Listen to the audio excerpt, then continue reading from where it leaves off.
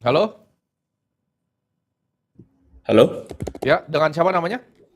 nama gue Jason, umur 24. Oke, Sekarang gue punya agency ads. oke, Em, MRR kita sekarang di 110 juta per bulan. oke, One, one satu karyawan, gajinya masih UMR buat editor.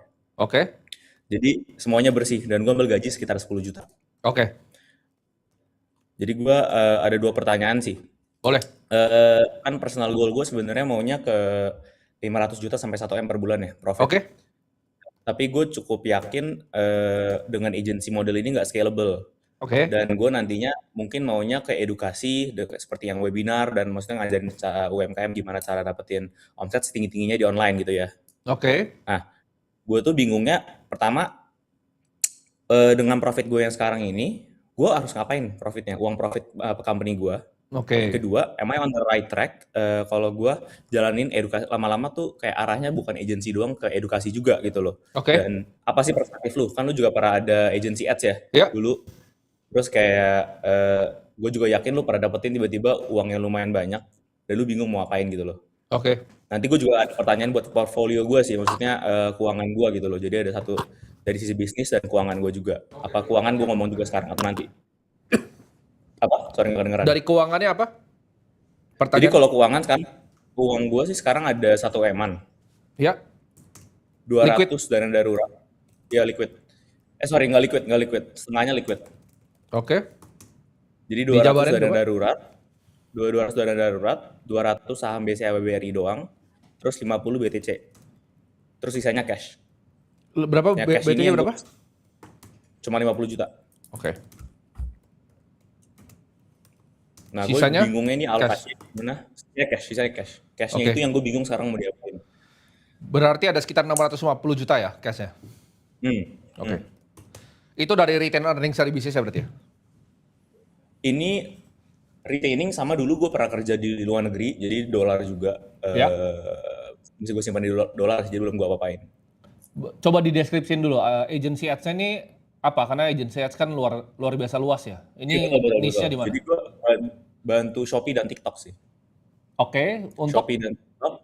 Jadi biasanya orang-orang yang stuck di seratusan ke atas baru gue bantu. Jadi mereka mau ke 500 juta, mau ke 1 M baru gue bantu. Bukan yang middle low tapi middle up.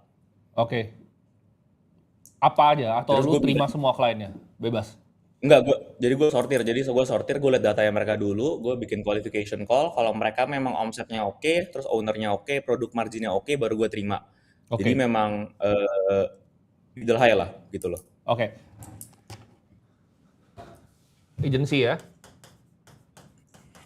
Monthly recurring revenue 110 juta. Ini kan pertanyaannya gimana caranya ini di scale ke 500 juta gitu kan? Ya. Oke, yang pertama, offer lu apa untuk agensinya? Kita bedah satu-satu dulu. Offer Offernya apa? offer gue sebenarnya purely ads. Tapi memang bedanya gue dan agensi lain itu gue involve banget ke bisnisnya. Makanya di market gue bisa charge 2 kali lipat dibanding agensi-agensi yang lain. Jadi Oke. memang klien gue tuh nggak banyak, nggak sampai 100, 200, cuman paling ya 10 sampai 15 doang. Oke. Tapi capacity-nya itu yang bermasalah. Makanya gue bilang gue pikir agensi ini nggak scalable. Gini. Lu baru 10 sampai 15 kan agensi di Indonesia ada banyak ya. Ada yang paling Betul, besar betul. tuh yang masih di own sama Goto juga. 10 sampai 15 ini belum ketemu cap-nya. Karena Betul. kenapa? Lu cuma punya satu karyawan dan lu basically kerja sendiri. Berarti lu nge-handle 10 sampai 15 klien sendiri. Ya. Lu jadi AR-nya kan untuk itu semua. Oke, jadi kan bisnis capital alokasi ya. Pertama, penggunaan duit itu udah pasti recruiting. Lu coba cari dari agensi lain ya. Yang pertama lu cari itu harus account relation. Buat nyari klien sama buat maintain klien. Itu dulu. Waktu lu cari waktunya untuk bisa di free time-nya ya. Itu harus yang pertama lu Sorry. lakukan dengan cash lu. Ini masih bisa di scale kok. Ini sampai 50 klien masih bisa kok. Ya. Jadi kalau dari 10 sampai 15 110 juta, 50 klien bisa 500 juta gitu. Nah, jadi pertanyaannya yang pertama, offernya kan tadi apa? Gimana caranya lu refine offernya lagi biar orang lebih tahu? Cuman kayaknya problem lu itu bottleneck. Kita harus lihat bisnis itu kayak sistem gitu loh. Bottleneck dari bisnis lu itu apa sebenarnya? Kalau dari sini gue lihat Sebenarnya bottleneck dari bisnis lu adalah eksekusi, yaitu lu kurang orang. Ya lu pertama yang lu lakukan ya mungkin sampai bulan depan, sampai 2 bulan ke depan adalah full setiap hari lu harus melakukan recruiting. Jadi skill yang lu harus upgrade ini recruiting karena bottleneck lu satu karyawan dan diri lu sendiri. Ya. Itu yang tapi pertama. men- Kedua, leads-nya sorry. dapat dari mana? Leads dari sosmed, semua sosmed. Organik. Organik semua. Oke, apa yang lu bikin dengan organik ini? Lu bikin konten berarti? Instagram, iya, semua TikTok, semua edukasi. Oke, lu bikin dari edukasi, terus funnelnya dia ngapain? Dari edukasi ini dia kemana? Dia edukasi, dia bisa ke WhatsApp atau ke website gue langsung bisa buka call.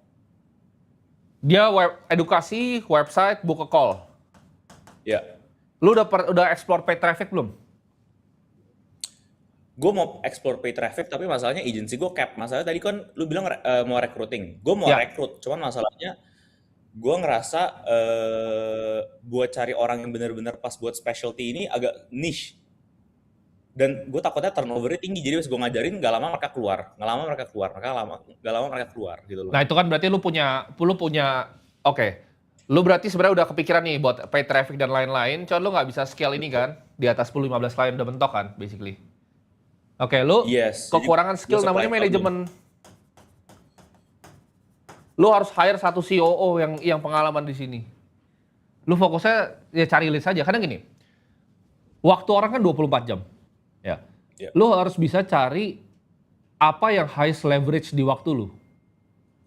Leverage paling tinggi di waktu lu adalah ngurusin ini kan, benerin offer lu sama cari leads ya kan. Bahkan agensi nomor 3, servicing, itu bisa orang lain. Lu harus cari yang mana nih, yang bikin duit tuh yang mana, di sebelah mana yang bikin duit. Oke? Jadi jangan pikir kayak, oh nanti diajarin sebentar dia turnover. Berarti kan satu, manusia kan bergerak sama insentif. Lu kasih insentifnya kurang berarti. Either gaji lu kurang, kualitasnya kurang, pasti ada skill yang lu missing di sana. Jadi jangan kira bahwa, oh nggak bisa kalau gue cuma ngajarin sedikit, orangnya ntar keluar. Itu skill issue namanya. Kalau cari operator yang jago, dia bisa beresin itu semua. Jadi first hire lu, operator lu cari yang gede aja gajinya 30 juta plus. Suruh dia yang bikin hiring semua. Karena lu masih ada cash flow kan, lu masih dari 60 juta dari cashnya masih bisa direinvestasi di bisnisnya. Lu harus cari orang yang gajinya besar dulu. Itu pertama. Jadi dimuntahin sampai muntah ya, ditaruh Yes, gitu betul. Sampai muntah. Itu gua trademark harusnya itu kata-katanya sekarang. Sampai Jadi, muntah ya, oke. ya lu cari dulu COO. Itu pertama. Ya. Tapi yang bisa skillnya sebenarnya AR ini kan, lu tinggal cari nih ada agensi besar di Indonesia namanya XX gitu kan. Kalau agensi besar di Indonesia, biasa mereka punya banyak sub agency. Kalau lu perhatiin. Oke. Ini ada agency X, ini ada Y, ada Z. Nah, dari yang sub agency. Jadi dari yang kecilnya agency besar, lu hijack aja. Saya gaji lu berapa? 20 juta, gua gaji lu 40 juta pindah ya, gitu. Cari yang experience, karena banyak orang lebih pintar dari lu di dunia agency. Lu harus bisa gaji yang lebih pintar dari lu, karena skill lu itu harusnya difokusin 100% di tadi. Lu kenapa nggak setiap hari cuma ngedukasi buat nyari leads? Ngapain pikirin kliennya lagi? Biarin orang lain yang kerja buat kliennya, ya. Tapi kalau leverage gue tuh di servicing, jadi maksudnya 10 klien ini semua bayar gue karena langsung gue yang servicing, dan itu kenapa mereka bisa bayar gue double. Ya servicing kan, tapi lu bisa automate. Ya, lu